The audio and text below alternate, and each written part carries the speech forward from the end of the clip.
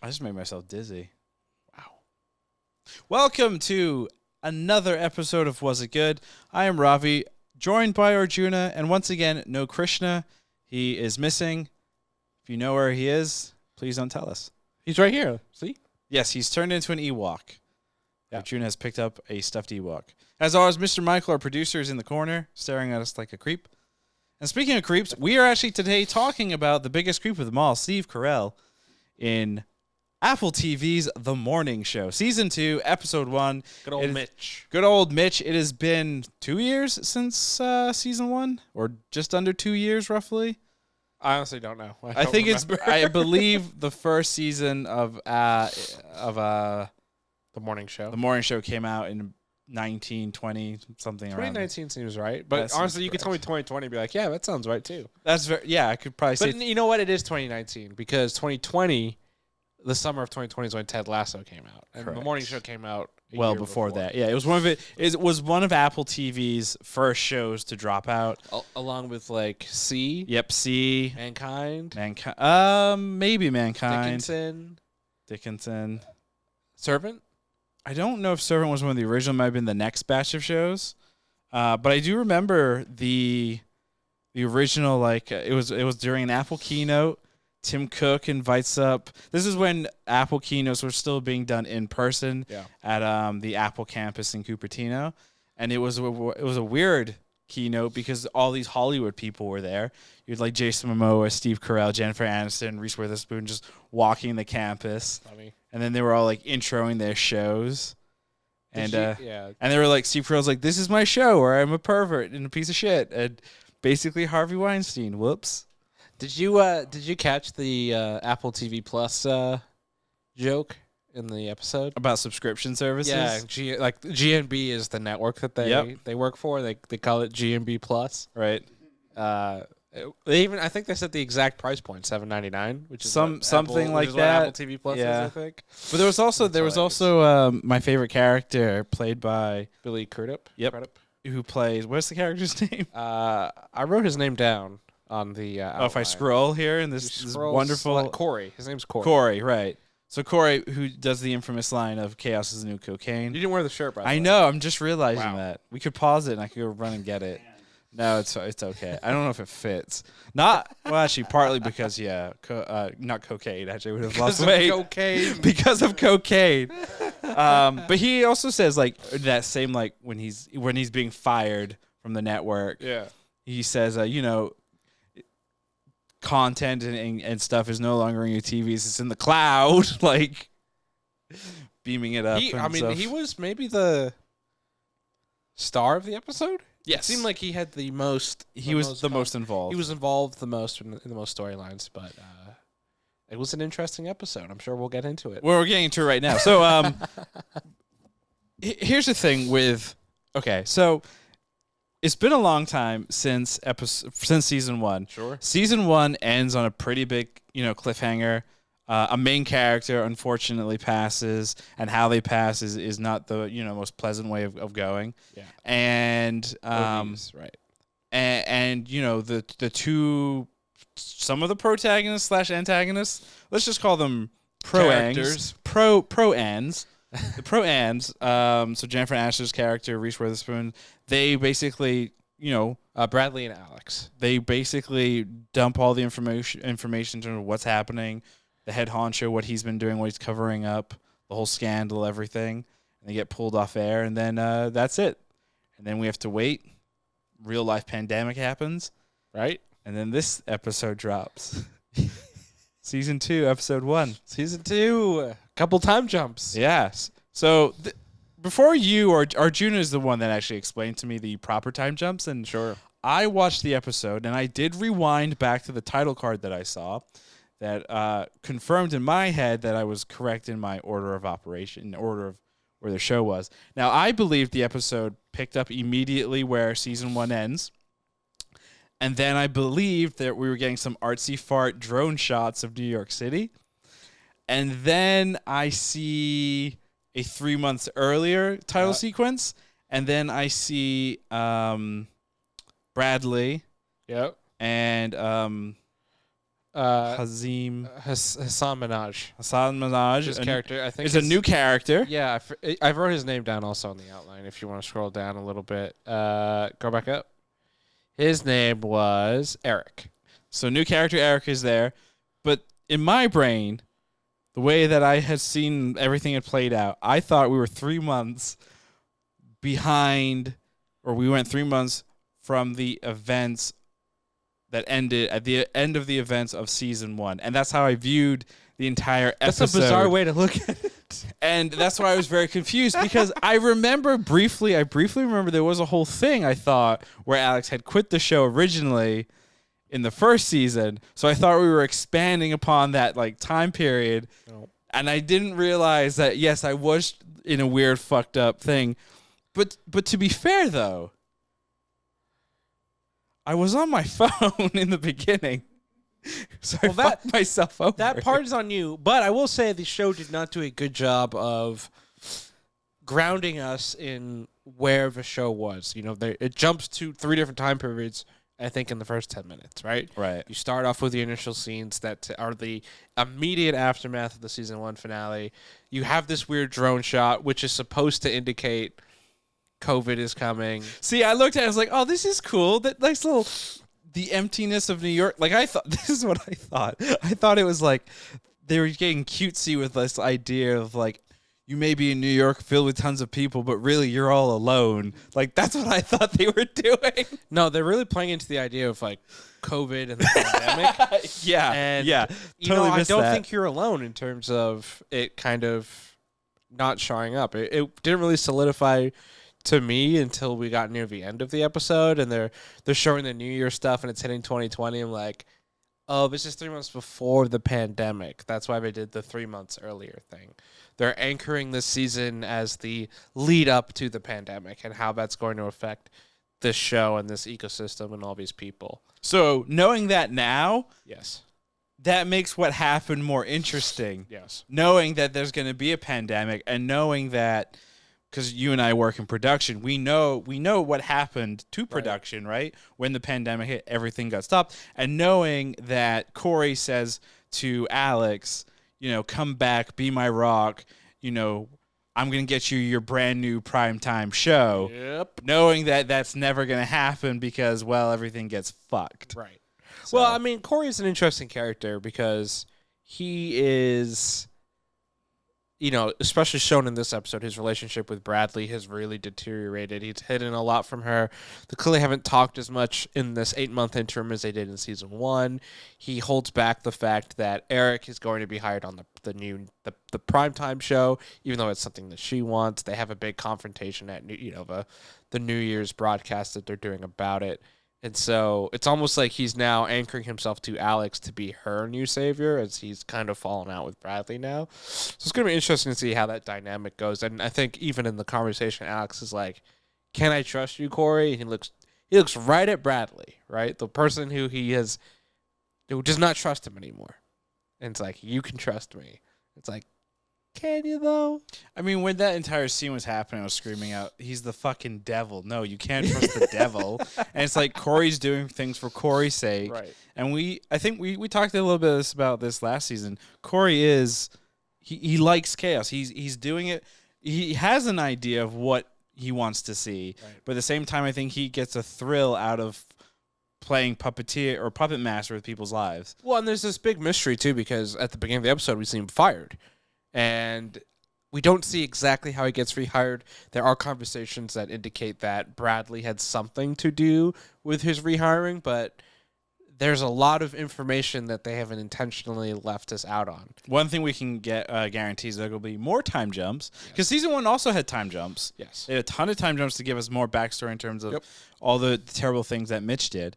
Good old Mitch. Good old Who fucking didn't show Mitch. up in the first episode. He did not show up. Stevie. How do you feel about that? I think that's fine, because I think what they tried to do in this first episode, and what they've tried to do with this show overall, is, you know, when you have someone of like Steve Carell's stature, I think a lot of people are like, this is the new Steve Carell show. Yep. But the real leads of the show are Jennifer Aniston's Alex and Reese Witherspoon's Bradley, right? So I think it's smart to anchor. And Corey.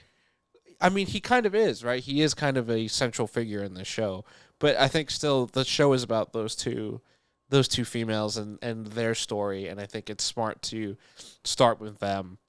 It also wasn't when season 1 ended. It was reported that Steve Carell had only signed on for 1 season, and so it wasn't a guarantee that he was coming back, which makes me think.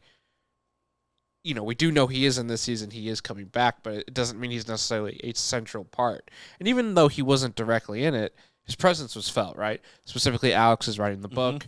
She's talking about her past, but she's not going into details about her past with Mitch, which we know she slept with him twice. They had a long on-screen and off-screen relationship with the show and outside of the show, too. So he's coming back, and it almost makes it more powerful that he is being talked about but not there yet because he's coming. Apple's marketing for these shows is kind of fascinating because I'm not going to lie, the whole reason I got into the morning show was because Steve Carell was there. Yep. The marketing material presented it as good guy Steve Carell gone bad, which is interesting because we always see Steve Carell in these goofy things. The Office. Get Smart, like he's just this goofball. He's goofy, he's fun. To see him in this kind of role is, disturbing and different. Sure. But it's also interesting, like, they get these big names or these well-known names and figures, and then they're doing these kind of crazy, switcheroos to these characters on this platform. Another show, though, they had a big name, Aaron Paul, in Truth Be Told. Yes. With Octavia Spencer. Yep. He's not in so far, spoiler alert, he's not in season 2 at all, which is fine because Octavia is really obviously the focus of that show. But like with the morning show where they kind of took Steve Carell and flipped him and made him this evil thing, Aaron Paul is playing Aaron Paul. He's playing Jesse. He's basically like super typecast. Like I guess random question. In order to make Steve Carell, who does these goofy, funny roles consistently, they turned him into this thing. What would you do for Aaron Paul that makes him something different and can like show his range? Comedy. Straight up comedy. But his comedy though is typically like a comedic version of Jesse from Breaking Bad. Like speaking of The Office, he shows that there's I forget which was it. He shows up in an Office episode, right? No, it's like something they did I think for the Emmys or something. Oh, right. Like one of those like little shorts. Yeah. He showed up there and he's basically playing Jesse, or he's playing Jesse, and it's funny, and it's like, ha, ha, ha. But what other kind of role could Aaron Paul do? A jock. A jock? He could play he did play a father. There was a Hulu show. Oh, that's right, the cult one. The cult one. Yeah, the Path. And he's a family man. He's a father. He has a wife. But the problem, though, is, again, he's still Jesse just grown up. Yeah, but that's part of, like, the curse, quote unquote, of having an iconic role, right? People will, in a lot of ways, always see you in that way, right? Especially if that role is tied tightly to you as a person. If you got it because of how you look, sound or how your cadence is, right? Like you're just maybe always going to see Jesse, right? And it's like it's not fair necessarily to ask an actor for every single role to change quite literally every single thing about yourself. Of like. You got to look different. You got to sound different. You got to think different. You got to poop different. Sometimes you just want to poop in the toilet. What the fuck? I thought I was going way out there, but you just took it to the other. I think I like Breaking Bad is obviously like it's a hugely influential show that's part of pop culture. So like, the way it stinks, but like.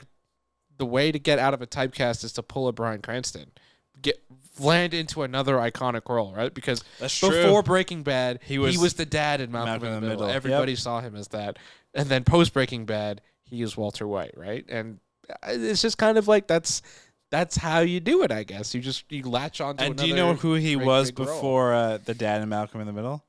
He was the neighbor to Doug Heffernan.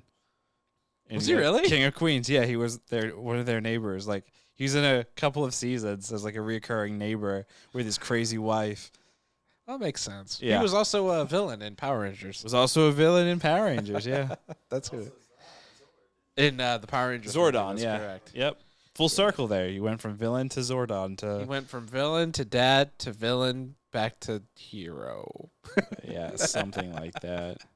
You know, I mean, to be fair, Aaron Paul did try to get out of the typecast. He was the lead in the Need for Speed movie, and that failed. That was basically just Jesse got a nice car. Jesse in the Fast and Furious. Yeah, basically. Back to morning show, though. A couple other talking points here. And then again, it's funny as I'm like looking over your outline. It's funny because another obviously big character was Charlie, right? Who also kind of helps stir the pot with the scandal and everything. And we see him at a local news station and now with a girlfriend that he proposes to. Also, by the way, the actress who plays his girlfriend is his real life wife, Katie Aselton. Oh, that's cool. Actress. She was in she's most famous. She was actually in Legion as the brother of the main character. It's Dan Stevens' sister, I should say. Oh, wow. And then they were both in The League together, which was the show on FX about fantasy football. But again, with those scenes with Charlie, I thought that was in the past. And that's why I was kind of confused. Like, oh, wow. Yeah, I was like, wow, so he had like a girlfriend we didn't know about. This is so weird. Wow, you're really confused from this entire... You might need to rewatch the premiere. I think I'm going to have to, like, after this, I'm probably going to rewatch everything in your... It's like completely opposite of what you thought. Again, though, but like... I don't know. Like, do a better job of, like, reframing the time, man. So, wait, if we did one-word impressions for this... Yes. Your one-word impression would be... It's upside down, or, time. Backwards. Backwards, yeah. Okay. Because I thought we were backwards. Not that we saw some random-ass poop shots of a stupid empty city, and I'm supposed to automatically be like, oh, it's COVID. Yeah. Like, just say it's fucking COVID. They should have... I mean, sometimes it's like... You just have to be obvious, right? Yes, that wasn't obvious because if you show Alex and Bradley freaking out, and then your next sequence is just some random ass drone shots, and then your next sequence says 3 months earlier, right? A sane person would be like, "Oh, I am now 3 months before Alex and Bradley dumping all the information on the network." Right. Not I'm 3 months before some random fucking drone footage.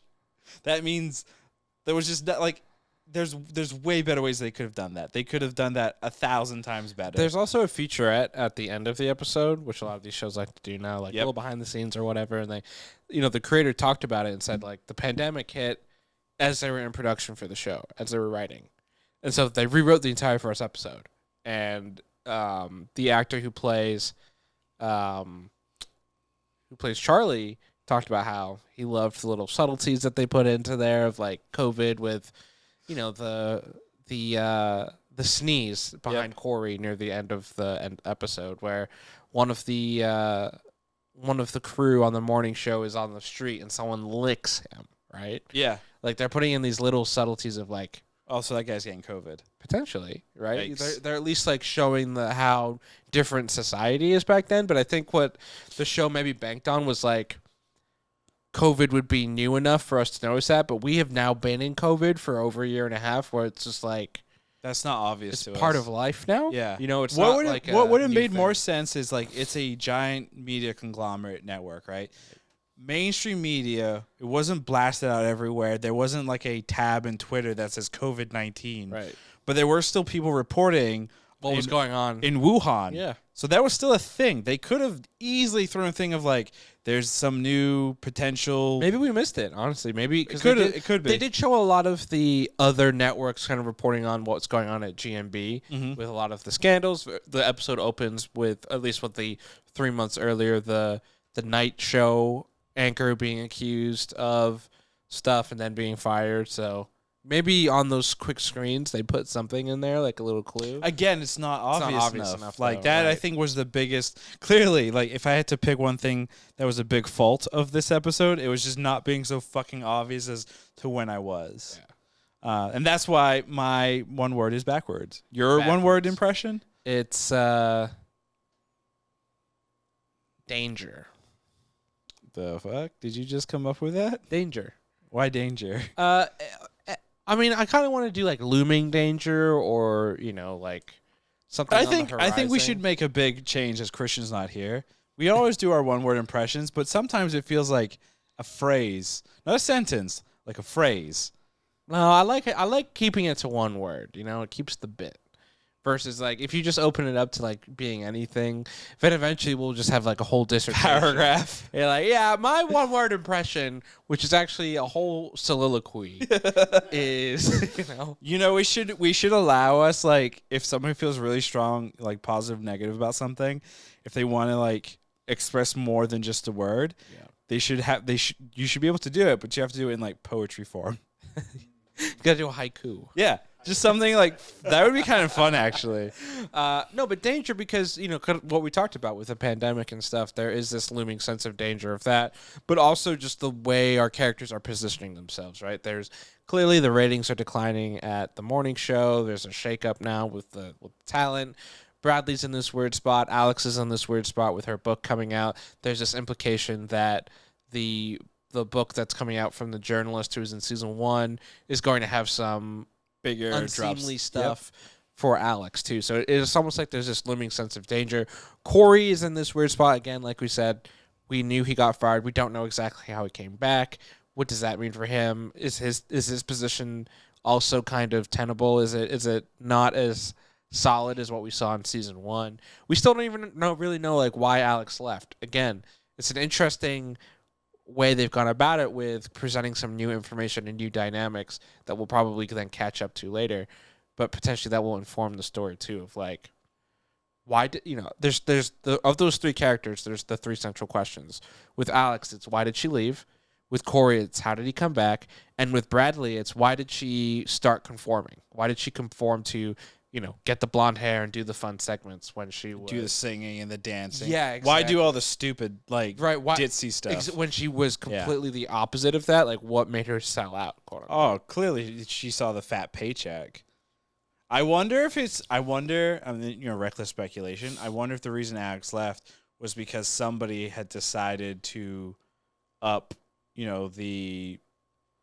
Bradley's salary in comparison to Alex's. Well, I mean, look at the information we've been presented, right? When they show the aftermath scenes of what happened.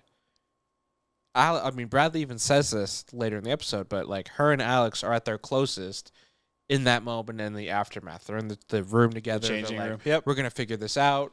Alex's team comes, pulls her away, and she's like, I'll call you. Probably never called her. And then we don't know. We don't know exactly what happened. It's very clear that they don't talk. Like Bradley's like, we don't have a relationship. There's that theoretical conversation Corey has with her about Alex coming back, and he's like, yeah, I guess we'll never know. But oh well. Like I've moved on from her. So it is interesting, and I'm sure again we'll kind of learn more about that.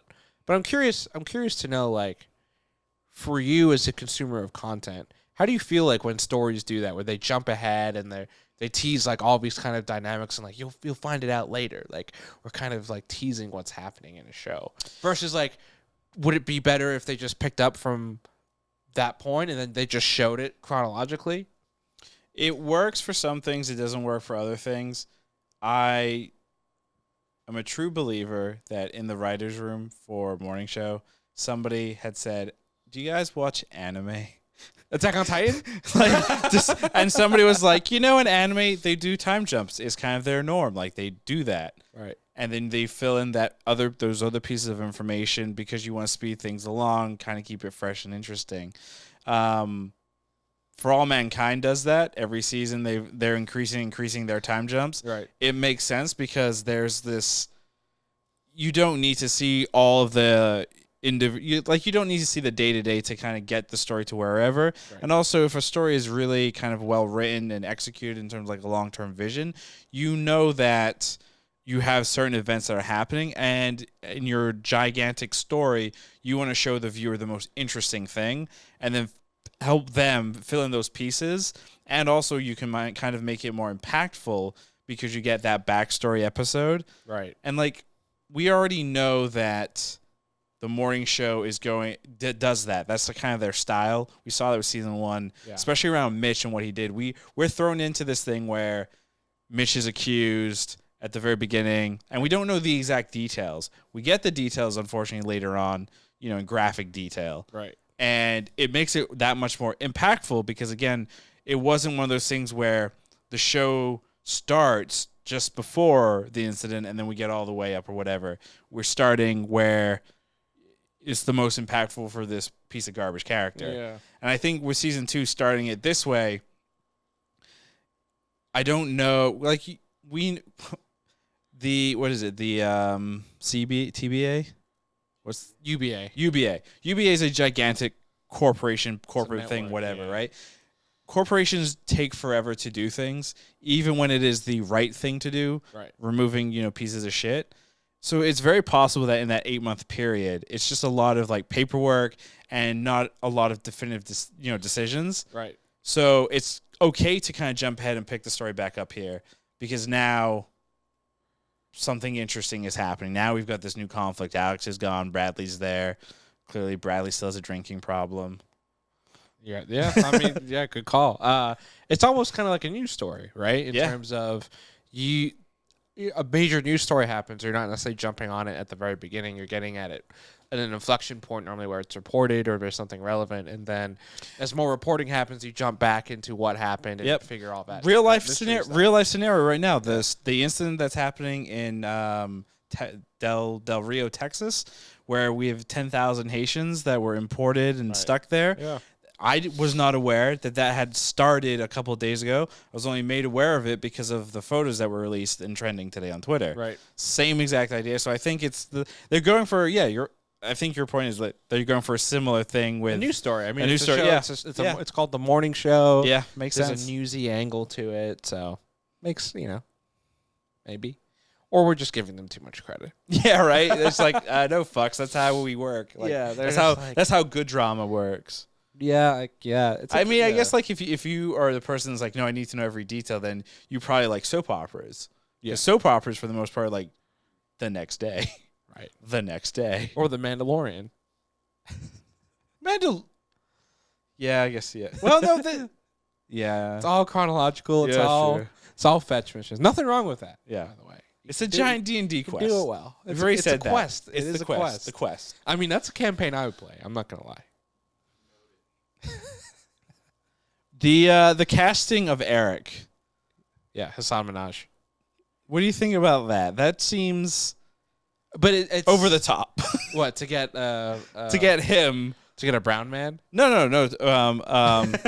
Hassan Minhaj. Hassan Minhaj. Like he's now top tier. Yeah, I just find it kind of weird and kind of funny because like he started like his big breaker. Is not stand up, but The Daily Show. He was a rep. He was a correspondent. He was a correspondent on that, and I just find it kind of funny that that's kind of like his beginnings in Hollywood, and then he's playing this character who's also kind of doing like. This show, along with like some of the others with Apple TV, they were never afraid to like flash the money. I feel like of being like, hey, we got lots of money, like we're expensive, we got lots of people on this show, and I think Hassan works in the role, but like it's like we can get the best of the best is what it feels like with a lot of the casting of the show. It's like you can recognize everyone here because they've been a star before. Yeah, they've done something great, and that's what we're gonna buy everything. Okay, so then let's look at some of the other Apple TV shows, right? Truth be told, the cast is kind of this season 2's cast doesn't feel as strong as season 1's cast. Yeah. It just doesn't feel as, not as many big, well-known actors and actresses. What about, like, C? C is Jason Momoa, and then... Dave Bautista now, season 2. Dave Bautista. But is Dave Bautista expensive? I mean, yeah, he's a big movie star, man. I mean... He's in Guardians. He's in that Zack Snyder movie. What was it called? I forgot what I don't know. Army of the Dead. That's right. Yeah, he's in that one. I'd love to know what he got paid for Army of the Dead in comparison to playing like the new antagonist for the season of C on Apple TV. It's got to be more, I would assume, on the Apple TV side. I'm sure. Because it's like Apple's like, we've got all this untaxed money that we've got. I'll say this, though. Bautista's smart, right? Look, he got in with Netflix. Yeah. He doing Apple TV. He's got the Disney money. Yep. He even did that Disney Plus commercial where he's like in the boat. Oh, the streamer. Yeah. It's great. Like he's getting with all of the. He's doing Warner Brothers with Dune. He's in with all the studios. He's a smart man. Oh shit! He's just like, I'll get your bag. I'll get your bag. I'll get your bag. So what about Paramount and like Viacom? He's not with them, is he? Yeah, they're the cheapest though, right? Watch, I'm calling right now. Star Trek 4. He's gonna show up in Star Trek 4. Oh, the villain? Yeah, fuck I it. need a villain. Or he's just a red shirt. I don't know. That'd be great if he's like he has like really tight red shirt. 'Cause he's like a big muscular guy. That's funny. I mean, yeah, the guy's, he's working all the angles. Like, yeah, I'm going to work with this studio, this studio, this studio. So do you think we'll see more of Eric in the morning show or? Yeah, I mean, when I looked on IMDb, he's like listed as recurring. Okay. So I'm sure there's going to be more there, especially because he's just moving to the evening show. So I feel like they're opening up the world now a little bit, right? Because everything in season 1 was focused about the morning show, specifically on the network. It feels like they're now opening up the ecosystem of UBA with sound like a corporate man. The different shows and what there is, right? Right. Especially with like Corey's role, like it feels. I don't know if he's back. It feels like he's taken over now as like the president of. He's taken the other guy's job essentially. Yeah. So that there feels like there'll be more there, and then it also feels like there will be more movement, right? The promise of Alex that she's going to get a primetime show just seems like it's going to open up the network in terms of, hey, UBA, like she has to work with or talk to some of the producers now on the night side or whatnot. So I'm sure that's going to kind of come into play. And then obviously we know that they're playing obviously into the pandemic. Yeah. Do you think in episode 2 we get another time jump? I didn't watch any preview. There was no preview for episode 2, right? I didn't see your preview. Okay. But yeah, I think we're gonna play with time and everything. I'm sure it's gonna be the fallout of Corey's decision now to bring back Alex. The conversation they have to have, the conversation with execs, the conversation with Bradley. That's gonna be interesting just to see how that works, and maybe episode 2 buttons up with her, Alex and Bradley getting ready to do their first. I'm kind of curious because the creators of Ted Lasso said when they mapped out the season, right, they thought the first 3 episodes were going to drop together. Right. I wonder if the creators of the morning show also thought the same thing, because if I remember correctly, season 1, the end of the 3rd episode is when Alex and Bradley are getting ready to do their first broadcast together, and that's where it ends, right? So you've really got the entire backstory of them now going up and then doing the show. I kind of wonder if they're mirroring that with this season as well. Like episode 3 is going to end with them about to do a broadcast together again for the first time because they thought these first 3 episodes would drop together. I'd hope not. I'd hope it would be something different. Like maybe it's maybe we're seeing everything that's happening now, and then that 3rd episode will end with going back to the end of season 1 or something. Really fuck with time. Right. And confuse Well, I mean, us. they still have work to do in terms of, Charlie is clearly a character that's involved in this show, but we have no idea how, right? All they've shown so far is he's kind of this happy guy now who is working at a local news station, has a girlfriend he just proposed to. He's actually in a great spot. He's doing a lot better than he was doing in season 1. But it's how is he going to get wrapped back up into what the hell is going on at UBA and with all these other characters? And then you still have Mitch, right, who you assume would be involved with whatever book comes out and whatever stories kind of come out with that, or with Alex's book that is potentially coming out or not coming out. It'll be interesting. I am curious to see, will the season end with the pandemic starting, or are we going to dive into the pandemic early to mid-season and how that affects everything that's going on? The pandemic, I think, has to be involved and mentioned heavily in this because we saw what happened in real life with the election, with the murder of George Floyd, with the pandemic in general, with the vaccine. There's a lot of real-life shit that happened, and this show being a show about a media company and also about the Me Too movement, if you don't mention all these other big, significant, media-centric things that have happened, then it's kind of are you only talking about the Me Too movement and nothing else? Because there are other very important issues that are still happening and have happened that should be addressed. I think the anti-vax stuff will be kind of fascinating because we still see that currently at, like crazy. That's on pretty much 24/7. It's everywhere. I mean, it's in sports, it's in news. Yeah, it's everything. It's in politics. So I think it's definitely gonna be fascinating. I think this season, again, I will go back and rewatch this episode because I feel like now that I know that, it is actually in the future. I'm not looking back. It's way more interesting because I was kind of annoyed. Like, why am I being shown all this shit? I don't care. And then like I said, like when I was watching, I was like, no, are we in the past or are we in the future? And I rewound and went back and I said, they said 3 months later. I thought maybe I misread earlier, it. Right? Yeah, I thought it was like 3 months, later, or it was actually earlier. So, what did you think of the green screens? They weren't as noticeable to me. Really, they were more noticeable to me. Really? Where especially specifically? When they did New Year's, and they had like the crew and the stage on the stage outside, where like Bradley and Eric are like on the stage, and they're doing that whole thing. Those two looked like they were together. No, they were definitely together, but like behind them and everything around them looked. I honestly though I think that would have been faked even if we weren't in COVID times, just because. Set up in Times Square is a pain in the ass. Well, the featurette, they said they filmed that in Los Angeles, and they had these giant screens behind them. Yeah. But what got me was, like, we lived on the East Coast. We've seen enough of, like, the New York events where, like, how cold it is, that the fact that they didn't put in, like, cold breath or anything, it felt like, you might have missed on this. You might have missed some of the key details a little bit. Yeah, would have been nice. Not only that, but New York seemed way too organized. Oh, yeah. And clean. Yeah. I absolutely hate when they show Los Angeles and they don't properly show how much of a shithole the parts of this area are and like how dirty the streets of New York. Like, show it for what it is. That's the character. That's what it is. I mean, if you want it to look like that, then somebody should do something to clean up the damn cities. Yeah. Don't pretend like it's happy-go-lucky. Right. When it's not. So. Yeah. Yeah. Screw all that movie magic. Make it real as possible in every La La way. Land, where it's literally like the cleanest, idyllic Hollywood world.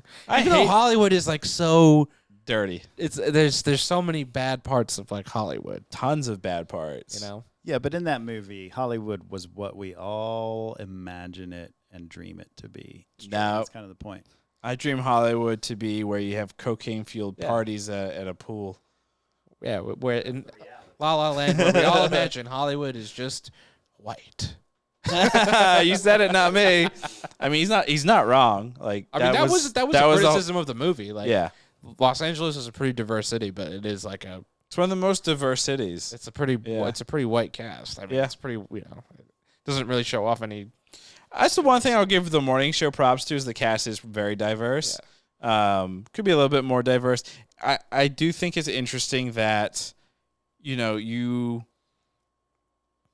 there are other shows that aren't the morning show. There's like the other like daytime one that they have, and they've got the three talent.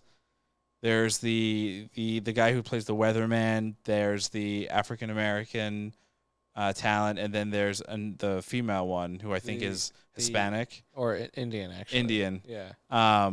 They have like they showcase that, which is kind of cool. Which is also interesting because like they talk briefly in the show about diversity hires and like mixing it up and D&I, and like that's what these networks and all these big corporations look at too in terms of like that's how we fix the problem. Yeah, exactly. We just do a D&I thing and everyone leave us alone. Right. But then you look at like the board and it's all white people. Right, which is again that's factual. That's accurate. In terms Very of, accurate. Like, how these things and places are. So, I do like that they're making it diverse, but they're also being realistic to like what these actual things look like, and also talking about that issue and that problem. Yep. And then you have Corey Mephisto. So that's what I wanted to get to. I want to make a pitch right now. Yeah. That Corey. Yeah. So not the actor who plays Corey, which is. Wow, I just forgot his name. I said it earlier in the episode too. Yeah. Billy Crudup? Yeah, Billy Crudup. So not Billy Crudup. Dr. Manhattan. Not Dr. Manhattan. The character known as Corey. Yes. I want Corey somehow to come alive and be cast as Mephisto in Marvel. What if Billy Crudup was cast as Mephisto? I think I'd be very I think I would be. You remember my expectation for Rogue One and how high it was? Yeah. I would be higher than that. Billy Crudup was supposed to and did in the original, the theatrical cut of Justice League, play Barry Allen's dad. Yes. Yeah. And then he was supposed to be that, but then he had to drop out, and I think they recast him for the Flash movie. Yes. Yeah, which sucks. But I mean, he wasn't that good there. His best roles, Corey, in The Morning Show and Dr. Manhattan. Don't forget about Almost Famous. I never saw that. Fantastic role on his part. I'll part. check that one out too. But that's what I'm pitching for right now. He's not Mephisto. I have exclusive information that he is a Marvel character. You do? Yep. Who? He will be playing Spider-Man. Cut the feed. The fuck's wrong with you? Yeah, they're just getting every single actor possible to play Spider-Man. Yep. And therefore, everyone is Spider-Man. Yeah, so Spider-Man, the new Spider-Man film, is going to end with us all standing up in the theater and going, "I am Spider-Man." Yeah, there's gonna be text that flashes like under a your seat. Spartacus moment. It's like look under your seat, and then we'll all pull out, and there'll be a Spider-Man mask. Yep. Every shot is just a constantly morphing face of a new actor for Spider-Man. And then the movie theater does hypnosis, and we all rob a bank. That's Spider-Man. Mysterio. Ooh. So I gave one bold prediction already. I want to give one more. A real one? Yeah, but this is a batshit bold prediction, and I think it kind of fits.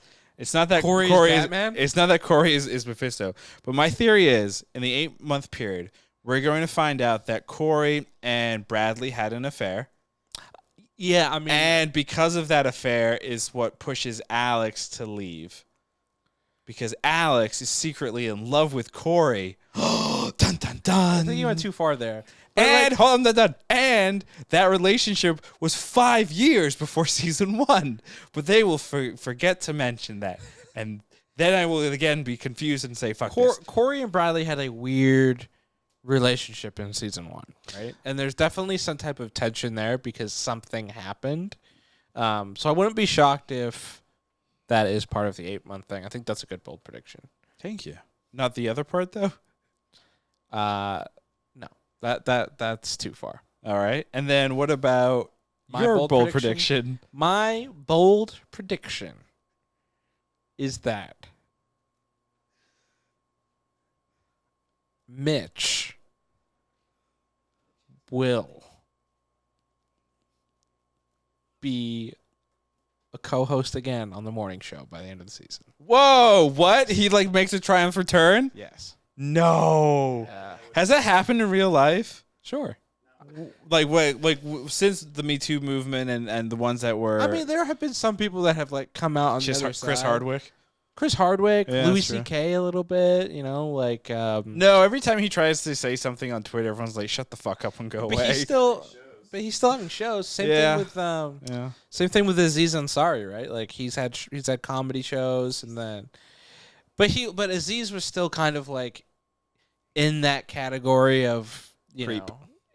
He had bad press, right? Yes. There was a reputation around him, but so I do think there will be some type of comeback for him because I do think the show is trying to mirror there are consequences and there are not consequences, and maybe he comes back to the show. Who knows? Isn't this about the Matt Lauer on the morning show? A lot of it's based off that. A lot of it is based off of Matt Lauer. They even have, in one of the dressing rooms, there's a button which closes a door, which is something Lauer was famous to have in his office. He had a button that closed the door because it said he didn't like. He claimed he didn't like to get up, close the door himself, and it was just easy. To lock people in. Jesus, what a terrible person. My other bold prediction or statement is that Charlie, we're gonna see more Charlie, but we're gonna realize that he's just fucked out of his brains on drugs. Because thinking back to the episode, he did seem kind of whimsical and la-di-da.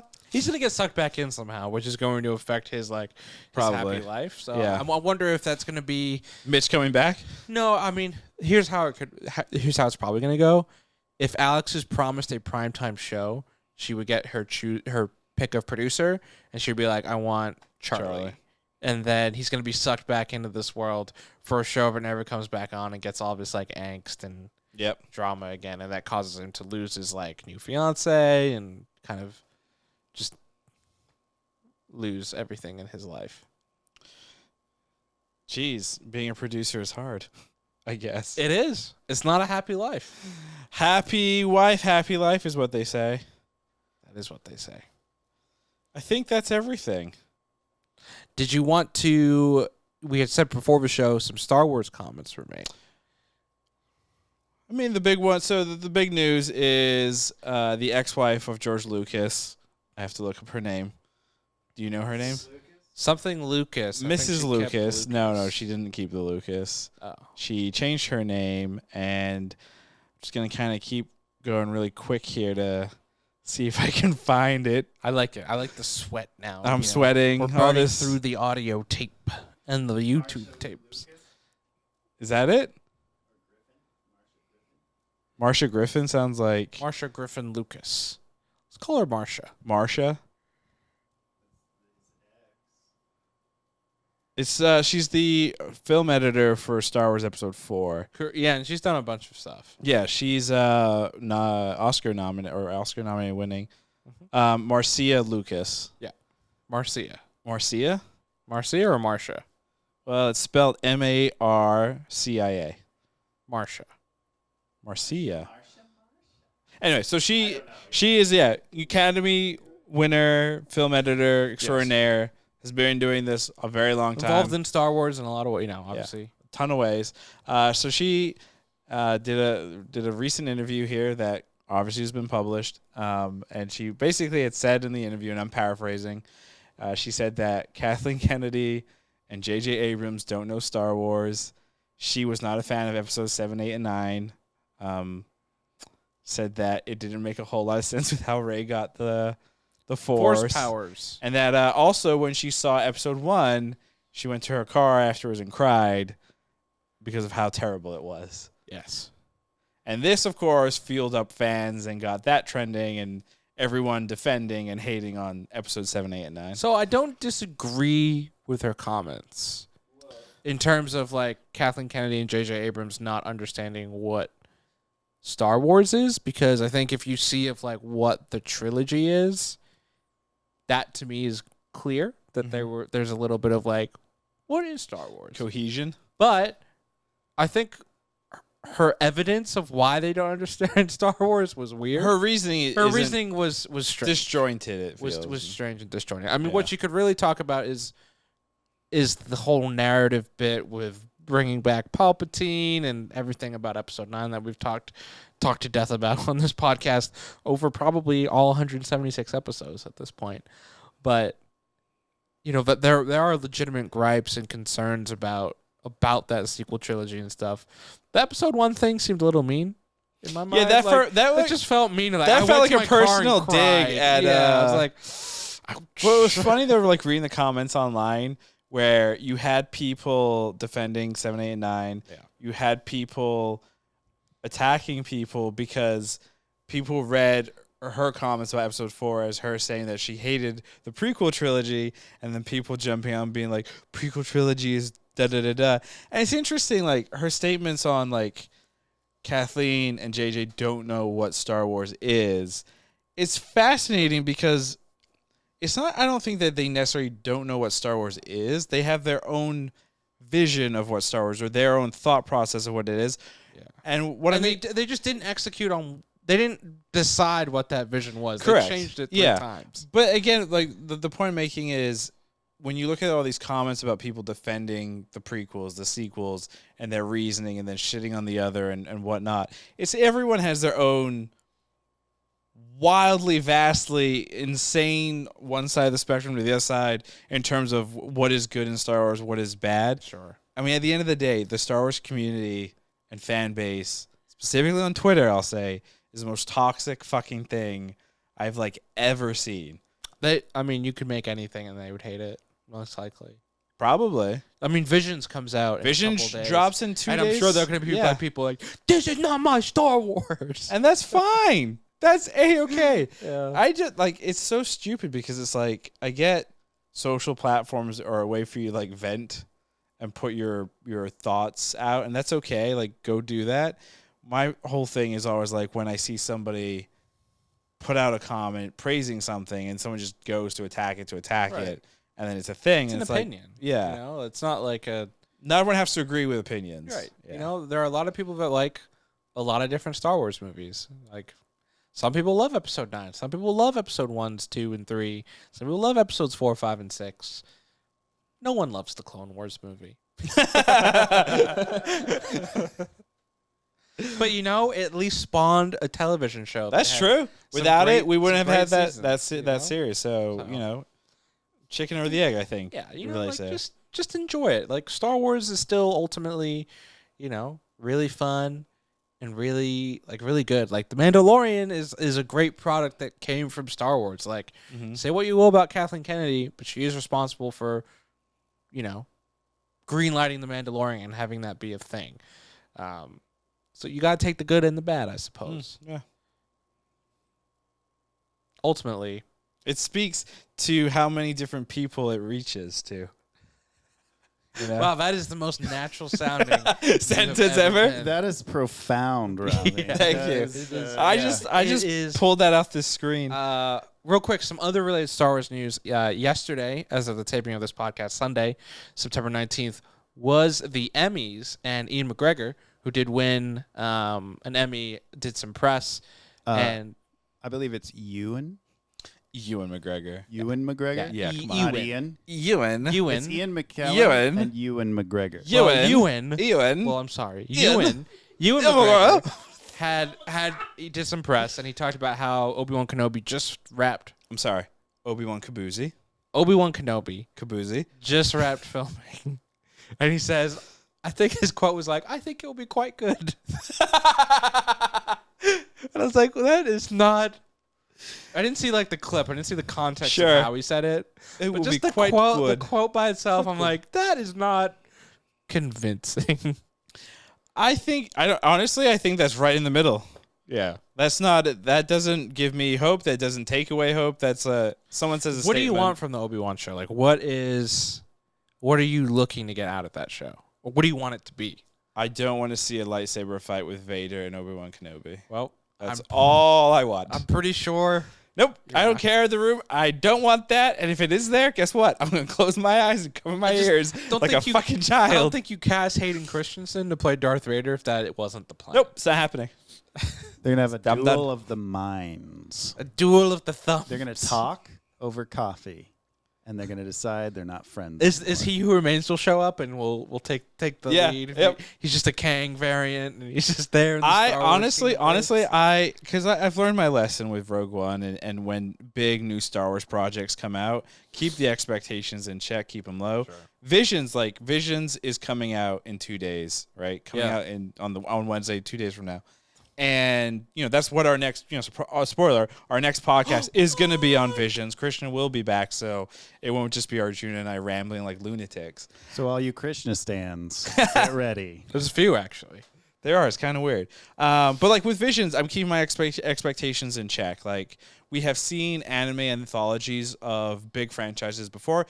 Matrix, Reloaded. Is it Reloaded or Reanimation? Animatrix? Animatrix, thank you. Yeah. Is their thing. Halo has one as well, where it's a bunch of Red different... vs. Blue? Not Red vs. Blue, unfortunately, but there is like an anime anthology of different stories in the Halo universe. So we have seen... What If? No, not really. We have seen these kind of like big anime anthologies before, and what's cool about them is they plant you in this environment that you're familiar with. Doesn't mean the stories have to all be connected. What's cool about them is it just kind of gives you new ideas or new ways to kind of like think and look at certain stories or aspects of that, universe. So that's what I'm hoping for, is I will get a cool retelling or new story or whatever from Visions. But do you think the corporate machine known as Disney would be like, ooh, people really liked episode 4. We're going to make it into a trilogy of movies now? I don't think that's going to happen. Wow. Yeah. But that's what's happening with What If. Not necessarily. I mean, the creators. They've said they'll continue the story within What If. But they've also said like it's basically a testing ground of like, do we want to do a live action Captain Carter if it's popular enough? So I will believe that. I'll believe that when I see it. If it actually comes to pass and actually happens, sure. Because the other thing too, like it's on the Marvel side of things, like for them to just throw out an Agent Carter, like let's say they decide that now, that won't be for a while, Captain Carter, because that's something that have to rework into everything, right? To Phase 5. Yeah, so that's or who knows? I mean, if the multiverse obviously is a thing, so you could have live action anything in theory show up. I don't think they want that though. Team up battle. Because they want that connected universe. Yeah, but what about the big team up connected universe? Before we get out of here, last quick question for you on Star Wars Visions. They are doing a release, both English dub and a Japanese dub version. Which one are you going to watch first and why? Probably the Japanese dub. I normally like watching my animes with the original Japanese dub. Just because I think honestly, most of the times, just I think the voice acting is better. Yeah. And I don't mind reading the subtitles, and I just enjoy it that way. But I know that they got a lot of high-profile actors to do the voices, so I think I will probably also check out the English dub just to see the differences. And also on the Japanese side, they also got a lot of the big mainstream voice actors. Like I think Goku. No, those people I thought got canceled. Levi? I think the actor... Aaron? Well, no, I think some of the voice cast from Attack on Titan is in a couple of these episodes, as well as My Hero Academia. The guy who does Piccolo, he does like a lot of... he does a crap ton. He's like one of the big voices out there. I agree with that. I'm also going to do it in the Japanese dub first. But my reason, specifically with Star Wars Visions, this is the first time they are telling... They have said it's not canon stories, but this is the first time since Disney's bought Star Wars that we are getting a non-Western telling of a Star Wars story. Which is nice, honestly. Which is great. And I think, no diss to, I mean, it's good that there is the English dub as well. It makes it more accessible to people, which I think is great. But I want that full kind of immersion into we are utilizing this type of style and storytelling. So I want the whole setup essentially. Yeah. So there's that. And then last question, because this wasn't about Star Wars, it was about the morning show. Yeah, I just kind of, put in our sponsored segment of Star Wars. Arjuna, was the morning show season 2, episode 1 good? Yeah, I'm gonna say it was good. It's definitely an intriguing setup to the show and what's to come. And I'm intrigued by it. We have to see the full picture and for me, I like to see the whole thing, and so I'm not going to be like, I don't know if definitively this will be a great season. I'm curious to see where they're going to take it, but we'll see how it goes. Ravi, thank you for your time. Oh, you're welcome. But was the morning show season 2, episode 1? I don't know where we are in time. I'm going to say this, and it kind of sucks, but actually, how do I do this? Because after my initial watching, because I thought it was 3 months before, I finished that episode with the definitive answer of no, it was not good, because I did not like the fact that we were just showing stuff that felt irrelevant. Now, after talking with you and knowing that we were actually, in the future and the story is moving somewhat forward, I want to say yes, because it makes a whole lot more sense. But you know what? I'm going to go back with no. So it was not good, because they should have done a better job of placing me in their timeline. So no, it was not good. Okay, there you go. Wow, that was the journey of the century. I don't think I thought we were in 2019. Yeah, I thought we were in 2021. Then we're in 2020, and then all of a sudden we're in 1996. Basically. We're going to go and they'll do like a prequel show where it's Corey's dad, and he's like some exec at whatever network. He works at a cocaine company. Yeah, in Russia. They have cocaine in Russia, right? They have cocaine everywhere. Really? Like everywhere? Like every country has its own cocaine? Yeah, its own cocaine company. It's actually a division within every government. Are you talking about like Coca-Cola? Yes. And with that, that's going to do it for us here on Was It Good? As I said a little bit ago, our next episode is going to be this Friday on Star Wars Visions, the new Disney Plus show. Krishna is going to be returning, and we are going to be doing the episode live on youtube.com/wasitgood, so be sure to check it out there. We are also on Twitter at Was It Good. Definitely follow us there. We will be dropping some little fun tidbits and early reactions, I'm sure, of Star Wars Visions. Right. And you can follow us along on TikTok and Instagram at wasitgoodpod. That's where we show our pretty faces. Our website is wasitgood.info. Our newsletter will be coming shortly. Maybe Ravi will be writing about the Met Gala. Yes. And the Emmys red carpet fashion. No.